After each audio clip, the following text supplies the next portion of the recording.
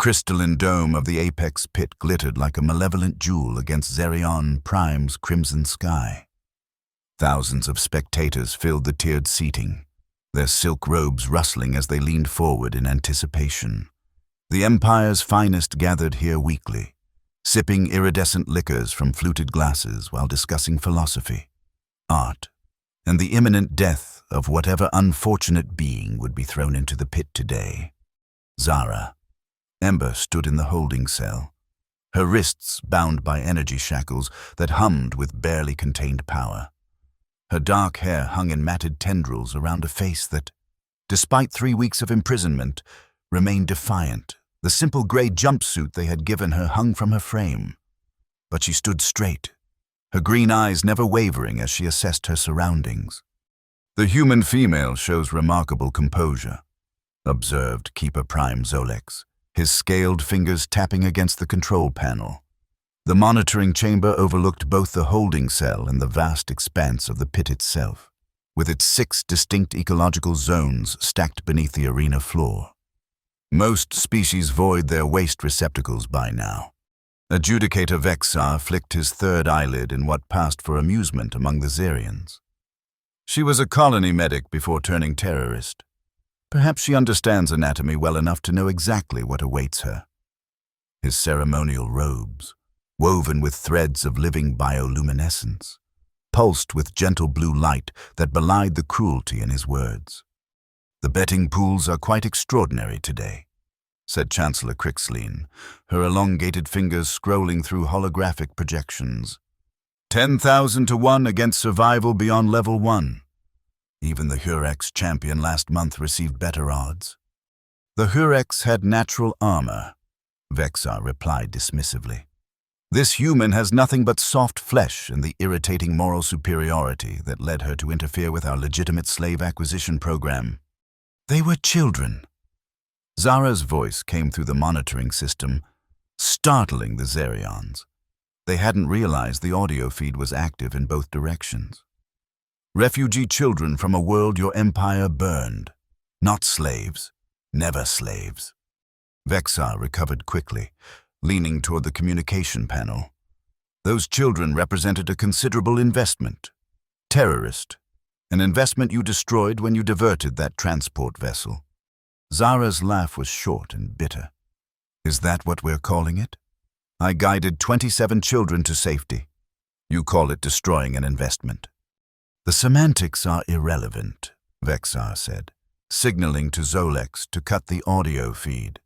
"The tribunal has spoken. Prepare the pit sequence." Outside, the crowd's murmur grew to a roar as the central platform of the arena floor began to part. The Apex Pit was the Empire's crowning achievement in entertainment technology, a 6-level artificial ecosystem, each level housing increasingly dangerous predator species gathered from across the controlled galaxies. A chime sounded through the dome, and the spectators settled. The Emperor himself was not present today, but 3 lesser royals occupied the Imperial box, their retinue spread out on either side. "Citizens of the glorious Zerion Empire," the announcer's voice reverberated. "Today's justice entertainment features a human terrorist, one Zara Ember, convicted of theft of Imperial property, sabotage, and inciting rebellion." Holographic displays around the arena showed Zara's face, along with recordings of her leading a group of thin, frightened alien children through the maintenance shaft of a transport vessel. Another recording showed her disabling 2 Zerion guards with precise strikes to vulnerable points in their anatomy. "Observe her crimes against our benevolent rule," the announcer continued. "Today, she faces the judgment of the pit. Witness as Imperial justice is served." The holding cell floor beneath Zara's feet became transparent. She could see down through 6 distinct layers, each glowing with a different colored light. The top level gleamed with caustic yellow, the acid spitter's domain. Below that, the quantum-shifting purple haze where shadowcats prowled. Deeper still lay the crimson mists of the Shadowmoor's territory. And below that, 3 more levels of increasingly nightmarish environments housing creatures few had ever seen and lived to describe. Her energy shackles deactivated with a snap, falling away from her wrists just as the floor disappeared beneath her. Zara fell, her body twisting in midair to orient herself. The crowd's excited shrieks followed her down. She landed in a crouch on the spongy terrain of level 1, her knees absorbing the impact with practiced precision. The air here was thick with moisture, heavy with the scent of ammonia and organic decay. Glowing fungi provided eerie illumination, casting long shadows across the uneven ground. Zara remained motionless, listening. The acid spitters were ambush predators. She knew this much from the brief, mocking orientation a guard had given her. 8-limbed invertebrates the size of large dogs, capable of spraying corrosive digestive enzymes up to 15 meters. A rustle to her left. Zara didn't turn her head but tracked the sound with her peripheral vision. Another movement to her right. They were surrounding her. Standard pack hunting behavior. "I see you," she said softly, "and I know you see me." The rustling stopped. Zara slowly raised her hands, palms forward, making herself as visible as possible while keeping her movements deliberate and non-threatening. "I'm not here by choice," she continued in the same calm tone. "And I don't want to harm you." A creature emerged from behind a cluster of phosphorescent fungi. Its segmented body glistened with mucus. 8 jointed limbs supporting a bulbous head dominated by compound eyes and a complex arrangement of sensory appendages. Its maw opened slightly, revealing the specialized glands that produced its corrosive spray. "That's right." Zara nodded. "You're beautiful, actually. Perfectly evolved for this environment." In the control room, Keeper Prime Zolex stared at the monitors in confusion. "What is she doing? Why isn't she running?" Vexar leaned forward, his brow ridges furrowed. "She's attempting to communicate with the acid spitters? Absurd. They respond only to movement and heat signatures." Zara remained still as a second acid spitter emerged, then a third. Soon, 7 of the creatures had formed a loose semicircle around her.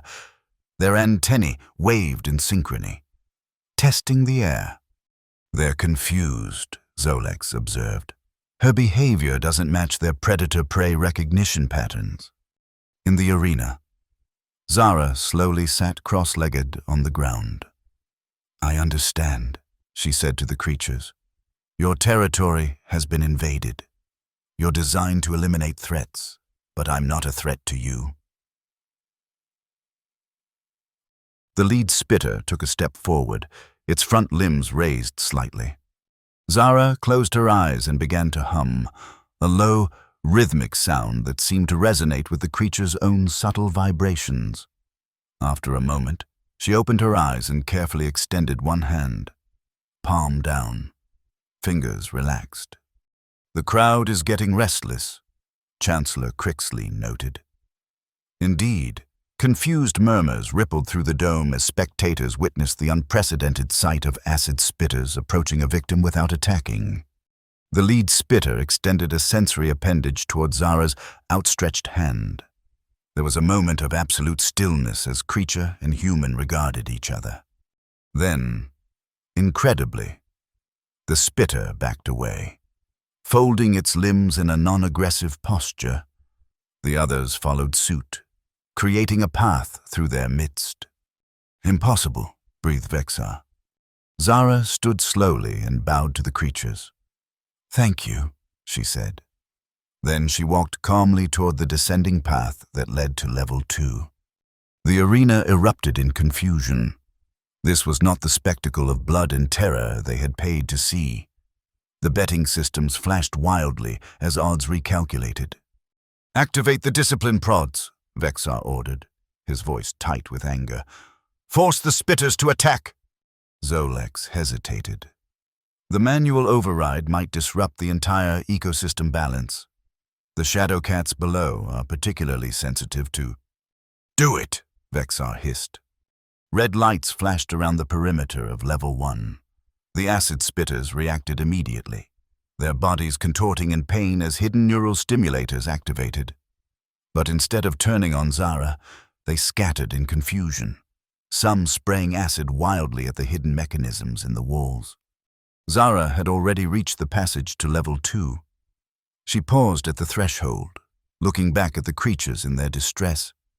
Her face hardened as she understood what was happening. "You didn't need to do that," she said, knowing the Zarians would be monitoring. "They chose peace." She descended into the purple haze of level 2. The atmosphere here was dramatically different, colder, with a strange quality to the air that seemed to make light itself behave oddly. The terrain was rocky and uneven, with sharp outcroppings of black crystal that refracted the ambient illumination into disorienting patterns. Shadowcats were among the most feared predators in the known galaxies. Their ability to phase shift between quantum states made them nearly impossible to track or fight. One moment solid, the next intangible. They could pass through barriers, appear inside sealed rooms, materialize their claws directly inside prey. Zara moved cautiously, every sense alert. Unlike the acid spitters, Shadowcats were solitary hunters, highly intelligent and patient. They would study her before attacking. "I know you're watching," she said to the seemingly empty space. "I know how you hunt, how you think." A flicker of movement to her right, there and gone in an instant. A test, seeing if she would react. "I was stationed on Galaxis 9 for 2 years. Zara continued conversationally, moving slowly but purposefully through the terrain. "Your species was indigenous there before being captured for the pit. I treated 3 colonial hunters who were fortunate enough to survive encounters with your kind." Another flicker. Closer this time. A shadow detached itself from a larger shadow, taking form for just a moment, sleek, feline, with 6 limbs and a coat that seemed to absorb light rather than reflect it. "The Zarians think you hunt by sight, but that's not true, is it?" Zara said. "You hunt by sensing quantum disturbances, the energy pattern of living beings." In the control room, Chancellor Crixleen looked bewildered. "What is she talking about?" "Our xenobiologists have studied Shadowcats for decades." "Colonial medic," Zolex murmured. "She's worked on frontier worlds, seen these creatures in their natural habitats rather than our controlled environments." On level 2, Zara had stopped moving. She closed her eyes and seemed to be concentrating intensely. The spectators watched in confusion as nothing appeared to happen for several long moments. Then a gasp rippled through the crowd. Zara's outline blurred slightly, her form seeming to shift in and out of focus, not unlike the movement pattern of a Shadowcat itself. "Impossible," Vexar whispered. "Humans don't have quantum shifting capabilities." "She's manipulating her bioelectrical field," Zolex realized, checking the sensor readings, somehow mimicking their energy signature. A Shadowcat fully materialized about 10 meters from Zara, a magnificent specimen with gleaming silver eyes. It regarded her with what could only be described as curiosity. Zara continued her strange, subtle shifting, her body never quite seeming to settle into a single state of being. The cat approached slowly, its movements graceful and deliberate. When it was just 3 meters away, it sat on its haunches and tilted its head. "That's right," Zara said softly. "I'm not quite what you expected." The creature made a low rumbling sound, somewhere between a purr and a growl. Then, astonishingly, it lay down, front paws extended in what any feline specialist would recognize as a non-threatening posture. "She's communicated with it," Zolex said, his scientific curiosity overriding his loyalty to protocol. "This is unprecedented." "It's a trick," Vexar insisted, but uncertainty had crept into his voice. In the arena, the betting systems were in chaos. The odds had plummeted from £10,000 won to £500 won, then 50 won as Zara continued to defy expectations. Spectators were shouting, some demanding refunds, others calling for more extreme measures to ensure the bloody outcome they'd anticipated. Zara approached the shadow cat carefully, then knelt beside it. She extended her hand, and the creature nudged it with its head. "We have similar patterns," she told it. "Different bodies, but underneath, we're not so different." The cat rose and walked toward the passage to level 3. After a few steps, it looked back at her, clearly expecting her to follow. "Are we allies now?" Zara asked with a small smile. "Very well." As she approached the descent to level 3, another shadow cat appeared. Then another. Soon, 5 of the creatures had materialized, forming an escort around her. "The human female has suborned 2 predator species," Chancellor Crixley noted, her voice tight with concern. "This is becoming politically problematic. The lesser royals are displeased." "Activate the separation barriers," Vexar ordered. "Prevent the shadow cats from following her to level 3. Transparent energy fields sprang to life, cutting off the passage behind Zara as she descended. The shadow cats prowled along the barrier, their forms shifting in and out of materialization as they tested its quantum properties. Zara stepped onto level 3 and immediately sensed the difference. The air here was heavy, charged with potential. The crimson mist swirled around her ankles, obscuring the ground. Massive rock formations loomed like sentinels, their surfaces etched with patterns that seemed almost deliberate, almost like writing. This was the domain of the Shadow Moor, a creature so legendary that many believed it to be mythical until the Xerians captured one 2 decades ago. Only one existed in the pit, a territorial apex predator that tolerated no rivals. A deep vibration ran through the ground beneath Zara's feet.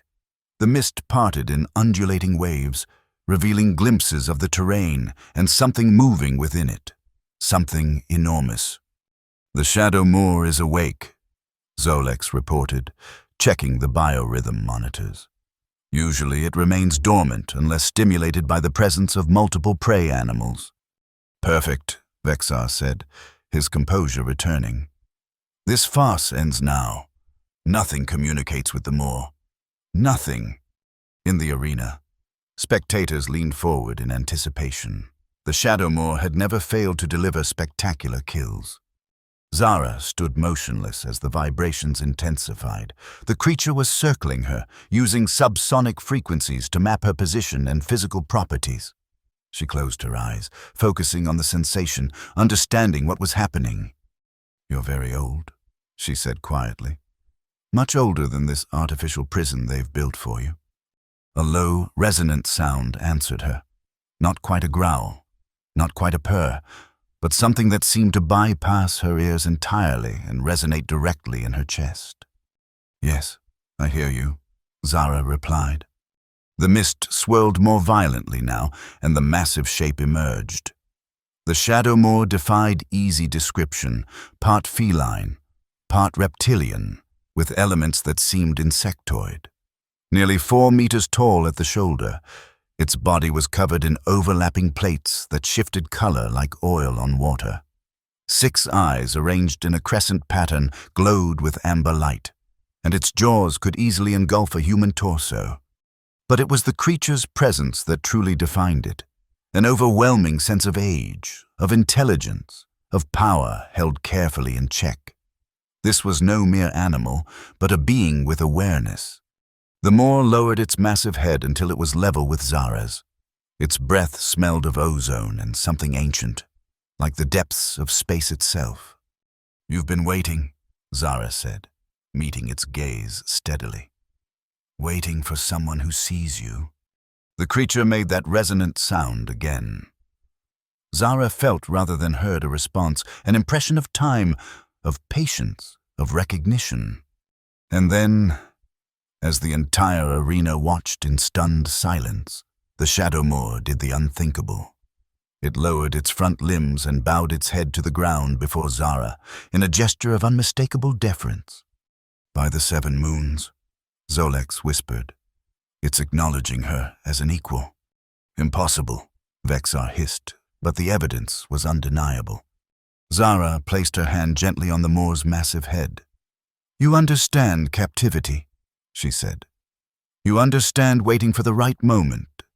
The creature rose, turning its body to stand beside her, clearly offering itself as mount and protector.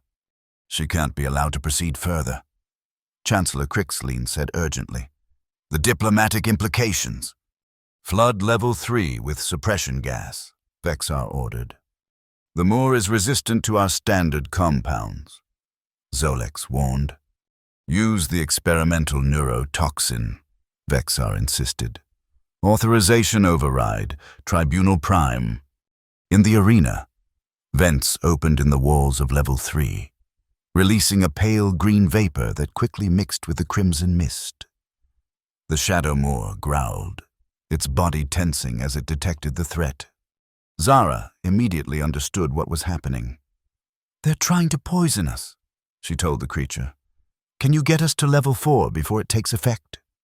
The Moor lowered itself, allowing her to climb onto its back. The moment she was secure, it launched into motion with stunning speed, navigating the terrain with perfect precision despite the thickening mist. They reached the passage to level 4 just as the neurotoxin concentration reached dangerous levels. The passage was sealed by another energy barrier, but the Moor didn't slow. It gathered itself and leapt, its body shimmering as it partially phase-shifted, not with the perfection of a shadow cat, but enough to disrupt the barrier's coherence. They passed through in a shower of energy sparks. "It phase-shifted," Zolex exclaimed. "The Moor has never displayed that capability before." "It learned from the shadow cats," Crixleen realized, just as the human learned from both species. Level 4 was a nightmare landscape of twisted vegetation, enormous carnivorous plants interspersed with fungal growths that pulsed with bioluminescence. The air was thick with spores that glittered like diamond dust in the diffuse light. The denizens of this level were the Mindvine collectives, plant-animal hybrid organisms that operated as a single networked intelligence. They were ambush predators, disguising their sensory tendrils as harmless vegetation until prey wandered too close. But as the Shadow Moor carried Zara into their territory, something extraordinary happened. The plants parted, creating a clear path forward. Tendrils reached out, not to grasp, but to gently brush against the Moor as it passed, as if paying homage. "The collectives are responding to the Moor's pheromones," Zolex suggested, but his explanation sounded hollow even to himself. "They're responding to her," Vexar said, his voice barely audible. "Somehow, she's communicating with every level of the pit." The arena was in turmoil now. The betting systems had crashed entirely. Spectators were divided, some outraged at being denied the bloody spectacle they'd come to see, others fascinated by the unprecedented events unfolding before them. The lesser royals in the Imperial box were engaged in urgent communication with unseen advisors. Zara and the Moor traversed level 4 without hindrance, the Mindvine collectives actually facilitating their passage. They reached the descent to level 5, where another energy barrier awaited them. "Maximum security protocols," Vexar ordered, his composure crumbling. "Lock down levels 5 and 6. Nothing gets through." But even as he spoke, alarms began to sound throughout the control room. Warning lights flashed across every console. "Level 5 containment is failing," Zolex reported, his fingers flying across the controls. "The Void Walkers are becoming agitated. They're responding to some kind of signal." "What signal?" Vexar demanded. Zolex's expression was one of pure scientific amazement. "It's coming from the human. Her brainwave patterns are broadcasting on frequencies we've never detected before."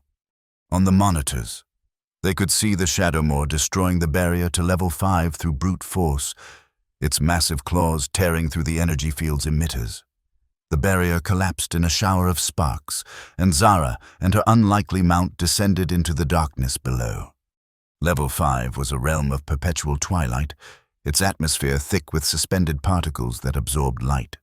The terrain was barren rock interspersed with pools of liquid that defied analysis, neither water nor any known solvent. but something that seemed to exist in multiple states simultaneously. This was the domain of the Void Walkers, beings of semi-corporeal energy that fed on the quantum potential of other life forms.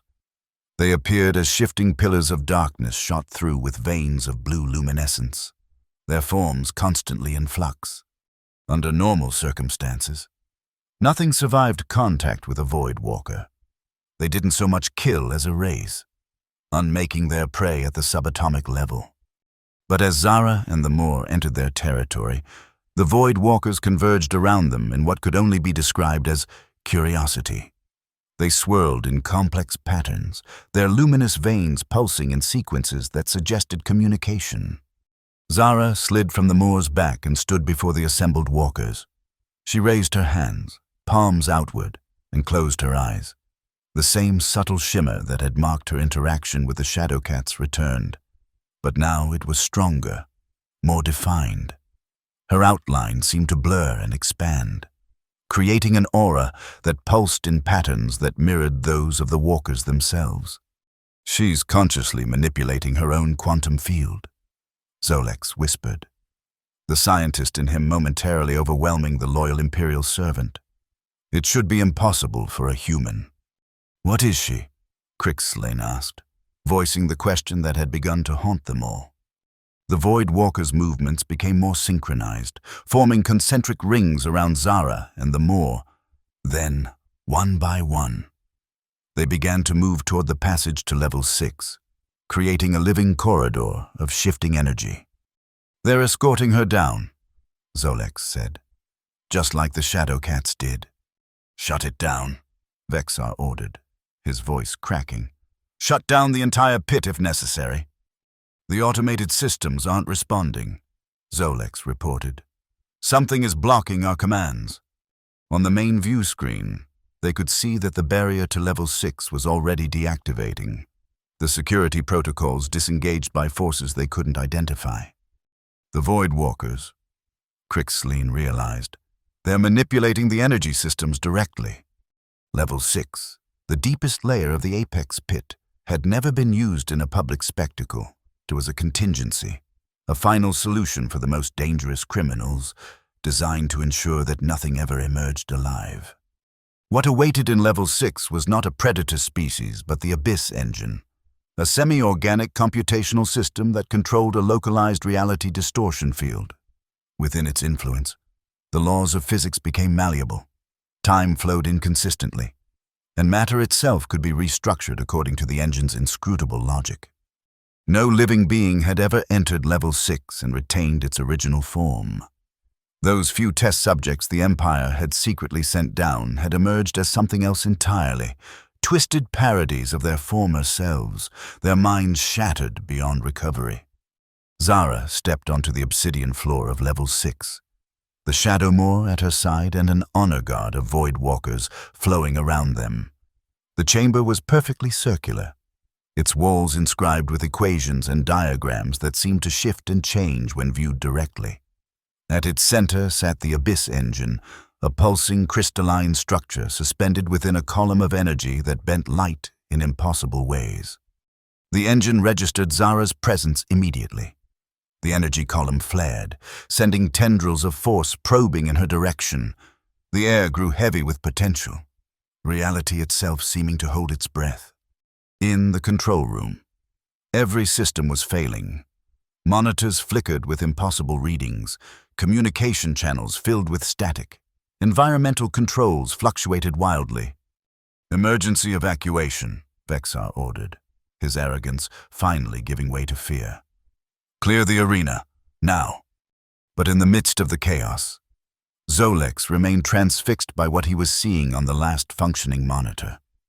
"Look," he said, pointing with a trembling finger. "On Level 6. Zara stood before the Abyss Engine, her hands raised as if in greeting. The engine's probing tendrils had surrounded her but hadn't touched her.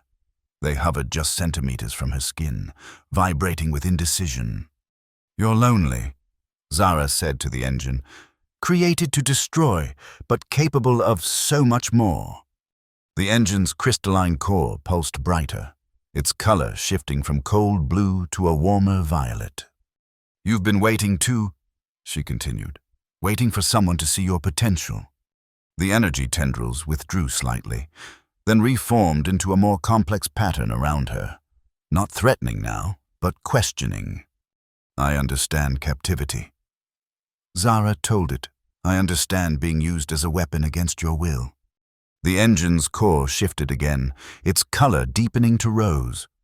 The tendrils moved in harmony now, creating a double helix that spiraled around Zara without touching her. "We can change this," she said. "All of us. Together." The tendrils suddenly withdrew, coalescing into the energy column.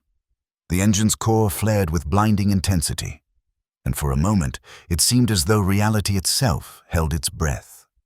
Then, with a sound like a distant bell, the engine changed. Its core restructured, the chaotic energies organizing themselves into a coherent pattern. The oppressive sense of danger that had permeated Level 6 dissipated, replaced by a feeling of vast potential barely contained. The engine had awakened to full consciousness. In the arena above, panic had spread through the spectators. The lesser royals had been evacuated, and security forces were trying to maintain order as the crowd pushed toward the exits. The betting systems displayed impossible odds, calculations that broke their programming and cascaded into error messages. But all of this paled in comparison to what happened next. The floor of the arena, the ceiling of Level 1, began to tremble. Cracks appeared in the ornate surface, spreading outward from the central platform like a spiderweb. Spectators screamed and fled as chunks of decorative stone fell from the damaged structure. Then the central platform exploded upward in a shower of debris. Through the newly created opening rose a procession unlike anything the Zerion Empire had ever witnessed. First came the Void Walkers. Their energy forms rippling with newfound purpose, they spread outward, creating a perimeter around the opening. Next emerged the Mindvine collectives, their tendrils intertwining to form living structures that bridged the gap between levels. Shadowcats phased into existence around the perimeter, their bodies seeming to materialize from the very air. Acid spitters climbed the makeshift ramps, taking up positions among the abandoned seating. The Shadowmoor leapt through the opening, landing with surprising grace on the arena floor. Its massive head swung from eye to side, surveying the chaos with intelligent eyes. And finally, walking calmly up through the shattered center of the pit, came Zara Ember. Behind her, a pillar of organized energy rose, the Abyss engine, no longer bound to Level 6 but moving of its own volition. Zara stood in the center of the arena, surrounded by creatures that had been designed to kill her. Instead, they formed a protective circle, facing outward against the few remaining Zerion guards who had drawn weapons but dared not fire. The arena's communication system crackled to life. Somehow, Zara had gained control of it. "People of the Zerion Empire," her voice echoed through the now half-empty dome. "Your entertainment today has been cancelled." In the Imperial Palace, the Emperor himself was receiving urgent updates on worlds throughout the Empire. Citizens watched in stunned silence as the live feed from the Apex pit, still broadcasting despite the authorities' frantic attempts to terminate it, showed a human woman standing amid the most dangerous creatures in known space, all of them seemingly at her command. "For too long, you've built your civilization on the suffering of others," Zara continued. "You've turned pain into spectacle, death into entertainment. You've convinced yourselves of your superiority while revealing your greatest weakness, the inability to recognize the consciousness in beings different from yourselves." She placed a hand on the Shadowmoor's massive flank. "These creatures are not mindless killers. They are individuals with awareness, with intelligence, with the capacity for choice. Just as the children you enslave are not property, but people with the right to freedom. This is an act of war." Vexar's voice broke in, though he was nowhere to be seen. The Empire will crush this insurgency and make an example. The communication system crackled, cutting him off mid-threat.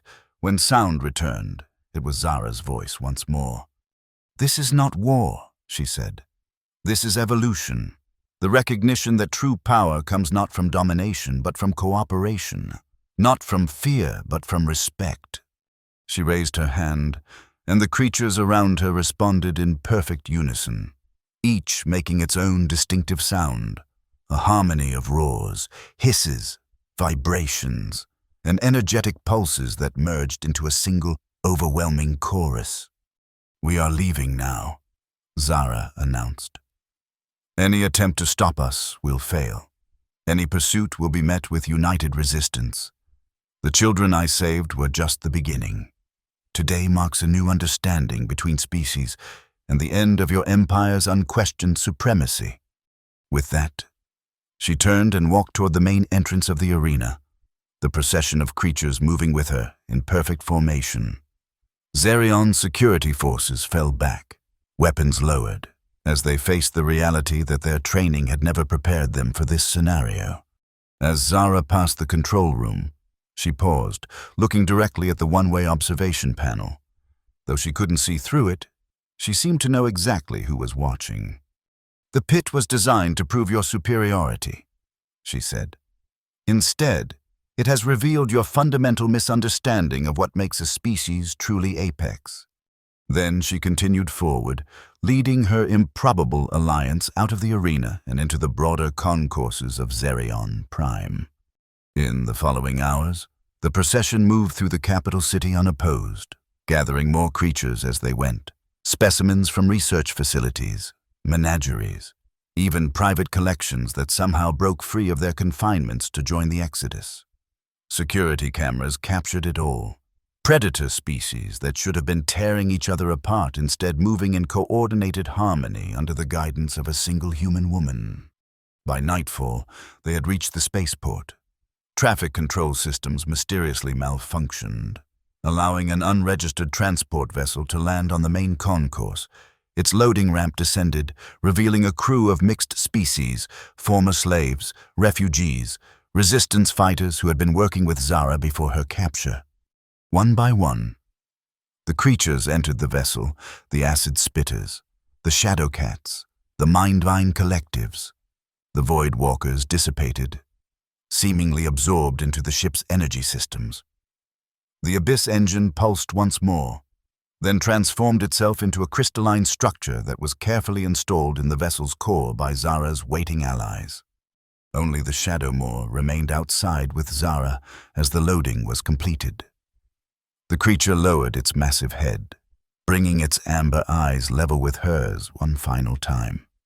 "You have your own path," Zara said quietly, placing her hand between its eyes. "Go with my gratitude." The Moor made that resonant sound once more, a farewell, a blessing, a promise. Then it turned and loped away, disappearing into the gathering darkness beyond the spaceport's perimeter. Zara boarded the transport, the ramp closing behind her. Moments later, the vessel rose into Zerion Prime's crimson sky, accelerating rapidly until it was just another point of light among the stars. In the Imperial Palace, emergency sessions continued through the night. Reports flooded in from across the Empire. Previously docile slave populations growing restless. Captive species in research facilities showing unprecedented behaviors. Communication systems experiencing mysterious harmonics that seemed to carry meaning just beyond understanding. Chancellor Crixleen faced the Emperor's council with grim resolve. "The human woman, Zara Ember, has escaped our jurisdiction, but the implications of today's events cannot be contained so easily. We face a fundamental challenge to our understanding of species hierarchy and our methods of maintaining imperial control. One human cannot overturn millennia of established order." A council member objected. "It wasn't just one human," Keeper Prime Zolex said quietly. He had been summoned to provide scientific context to the inexplicable events. "It was one human who recognized what we have denied, that consciousness and intelligence take many forms. that communication transcends our limited definitions, and that cooperation can overcome force. Philosophical drivel. Adjudicator Vexar sneered, though his usual confidence had been shattered. We will increase security, improve containment protocols. You still don't understand. Zolex interrupted, surprising everyone with his boldness. The Apex Pit was supposed to be the ultimate demonstration of our mastery over the natural order. Instead, it became the stage for a demonstration of our fundamental misconception of that order. He activated a holographic display, showing Zara Ember standing in the arena surrounded by creatures that should have killed her. She didn't trick them or control them. She communicated with them. She recognized them as beings worthy of respect, and they recognized the same in her. Silence fell over the council chamber as the implications sank in. What would you have us do? The Emperor finally asked. Acknowledge lesser species as equals? Abandon the foundations of our society? I would have us evolve, Zolex replied simply. Before we discover that we are not, in fact, the apex species we believed ourselves to be, across the galaxy, on a transport vessel accelerating toward the outer systems, Zara Ember stood on the observation deck, watching the stars streak past, around her.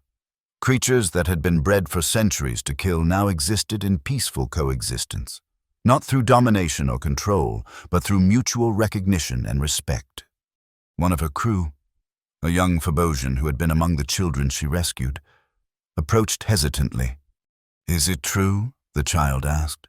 Did you really communicate with the monsters of the pit? Zara smiled, kneeling to meet the child's gaze. They were never monsters, she explained gently. They were individuals treated as weapons, just as you were treated as property. The true monsters were those who couldn't see past their own arrogance to recognize consciousness in forms different from their own. Will the Empire come after us? The child asked. They'll try, Zara acknowledged. But they'll find it increasingly difficult to maintain their power once other species begin to recognize their own potential for cooperation. She looked back at the view screen, at the stars beyond. What happened in the pit today wasn't just an escape, she said. It was a beginning. The first step toward a galaxy where respect replaces fear, where communication transcends barriers, and where no being is considered inherently superior to another. Where are we going now? The child asked. Zara's expression grew determined. To find more allies, more beings denied their autonomy, more children in need of freedom. She placed a hand gently on the child's shoulder. The Zirions threw me into the pit expecting me to die alone. Instead, I walked out with every beast behind me. Imagine what will happen when we show others that the same possibility exists for them. The child's eyes widened with understanding and hope. Behind them, the diverse creatures of the pit settled into their new roles, not as weapons or entertainment, but as pioneers in an unprecedented alliance that would soon challenge the very foundations of galactic hierarchy. The transport vessel accelerated to light speed, carrying its improbable crew toward a future that none of them could fully predict, but all had chosen freely. The stars streaked past, endless possibilities opening before them, as the empire they left behind began its slow, inevitable transformation, forced to evolve by the simple, revolutionary act of recognizing consciousness beyond its narrow definitions. In the darkness of space, Zara, Ember smiled. The true apex was not the strongest or the most brutal, but those with the wisdom to see beyond themselves and the courage to extend respect even to those designed to destroy them. It was a lesson the Empire would learn, willingly or not, in the days to come.